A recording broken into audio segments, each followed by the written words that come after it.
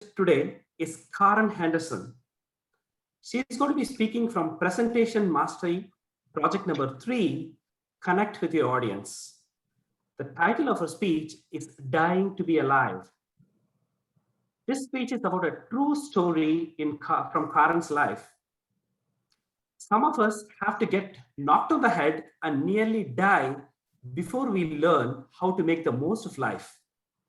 Dying to be alive, Kaaren Henderson.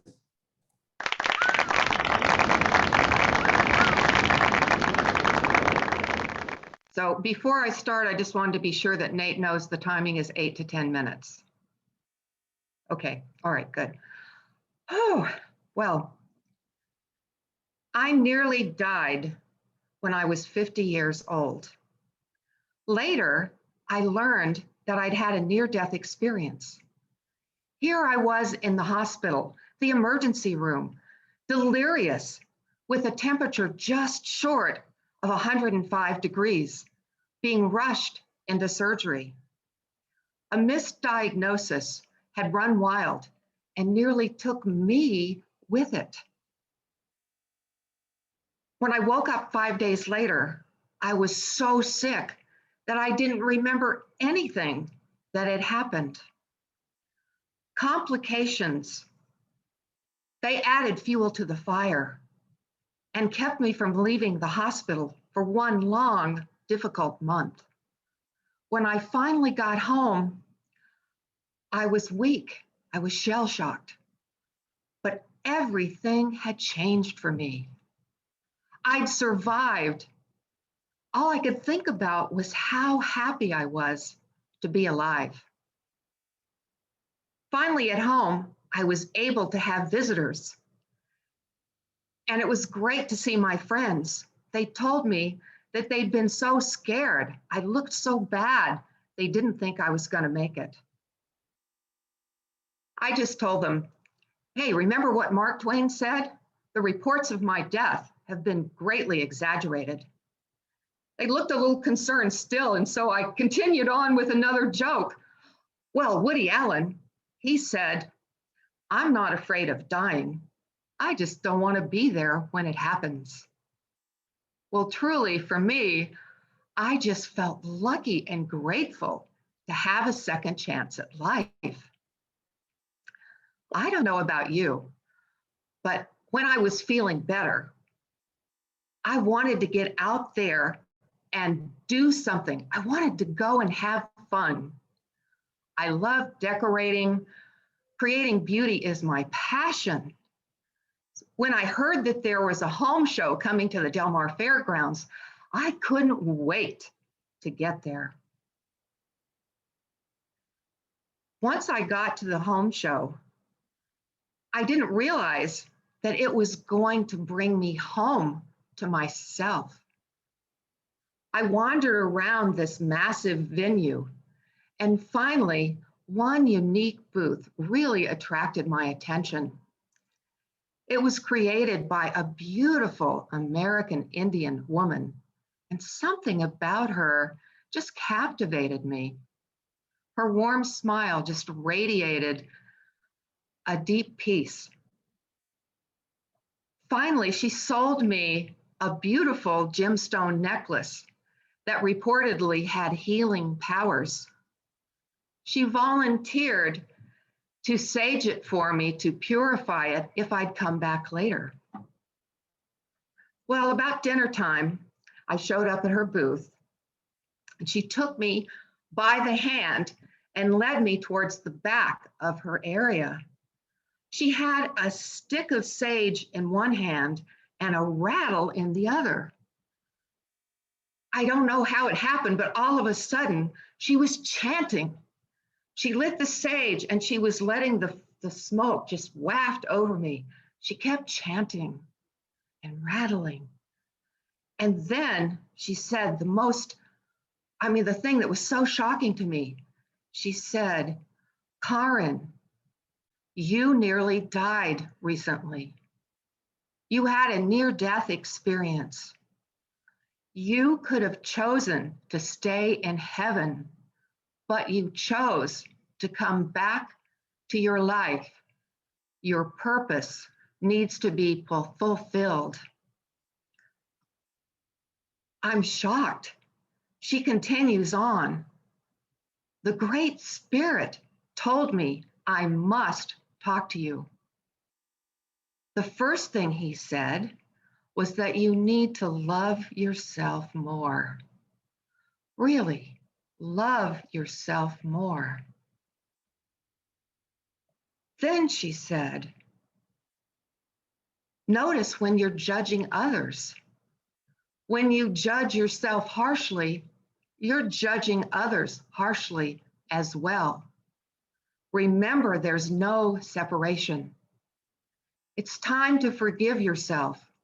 And when you talk to yourself, talk about your successes. Talk about obstacles that you've overcome. Talk about times when you felt good. There's no reason to focus on failures that you've had. She kept going. She had a lot of wisdom for me that day. It was important to forgive myself and others, she said. And that was the key that I hung on to.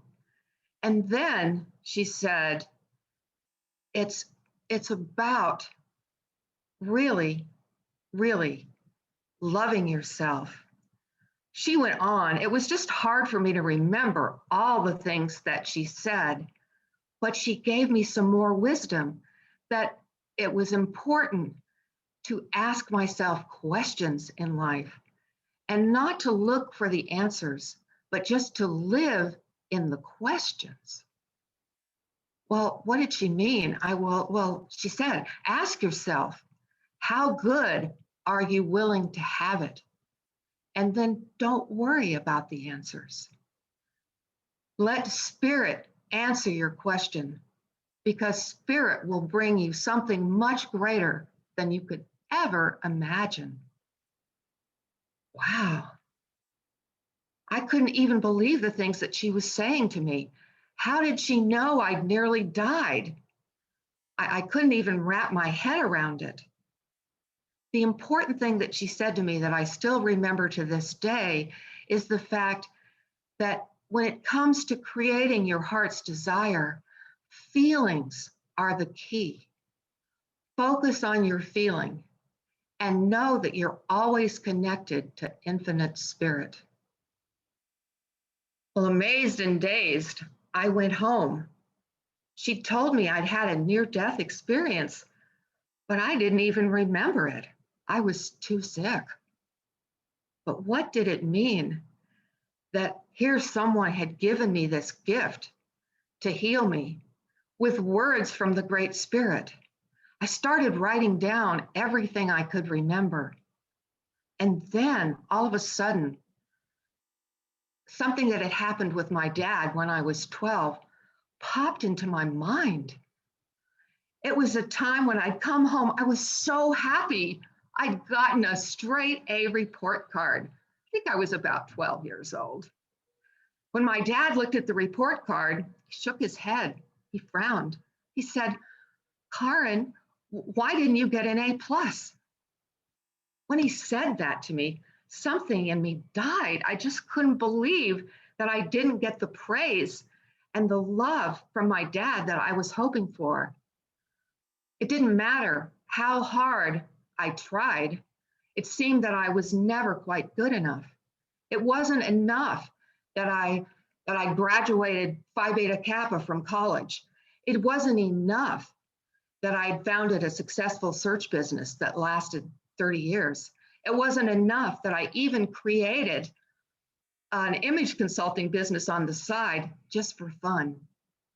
It seemed that it was time for me to really look at what she'd said to me and start asking myself questions like, what would my life be like if I loved myself and was willing to be vulnerable and authentic?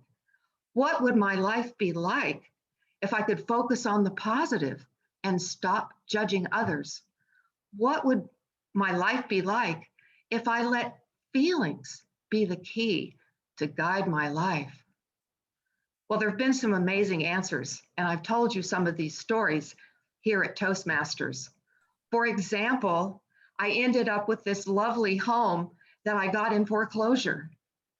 And later, I ended up finding a wheelchair accessible home for my son in 24 hours from 3,000 miles away.